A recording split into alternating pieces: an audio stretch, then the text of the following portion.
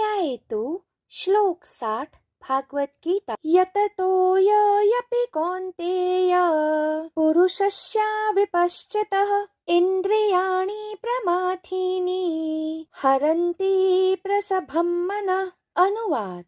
हे कौन्तेय, प्रयत्न करते हुए बुद्धिमान पुरुष के भी मन को ये इंद्रियां बलपूर्वक हर लेती हैं। व्याख्या। श्री कृष्ण द्वारा कहे गए इस श्लोक में न केवल अर्जुन के लिए बल्कि हर आध्यात्मिक साधक के लिए एक चेतावनी है कि वे काम और लोभ से रंगी हुई भोग इंद्रियों को सावधानी पूर्वक साधने का प्रयास करें, अन्यथा यह भोग इंद्रियां महानतम से महानतम योगी तपस्वी की आध्यात्मिक साधना को नष्ट करने और दिशा विहीन करने की शक्ति रखती हैं।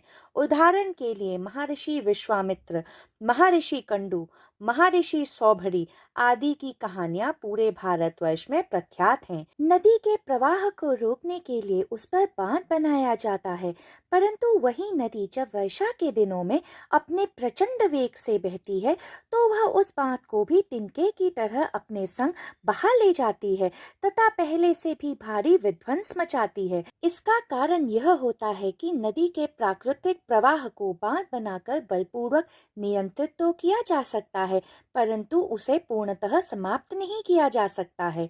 वहीं महान से महान ऋषि मुनियों ने अपनी इंद्रियों को बलपूर्वक नियंत्रित कर लिया, परंतु जब अपनी इंद्रियों से उनका नियंत्रण टूटा तो उनकी अंतर इंद्रियों की इच्छा नदी के प्रचंड वेग की तरह उनकी वर्षों की तपस्या को तिनके की तरह बहा कर ले गई, क्योंकि यही मन की सहज प्रवृत्ति होती है कि उसे बलपूर्वक नियंत्रित नहीं किया जा सकता है।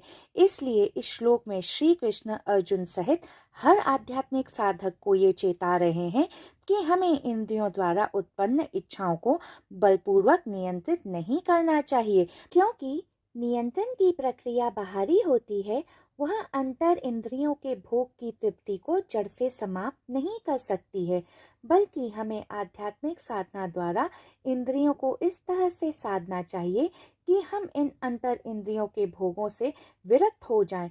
जब इंद्रियों द्वारा उत्पन्न इच्छाएं जड़ से ही नष्ट हो जाएंगी तो वे पुनः लौटकर नहीं आ पाएंगी।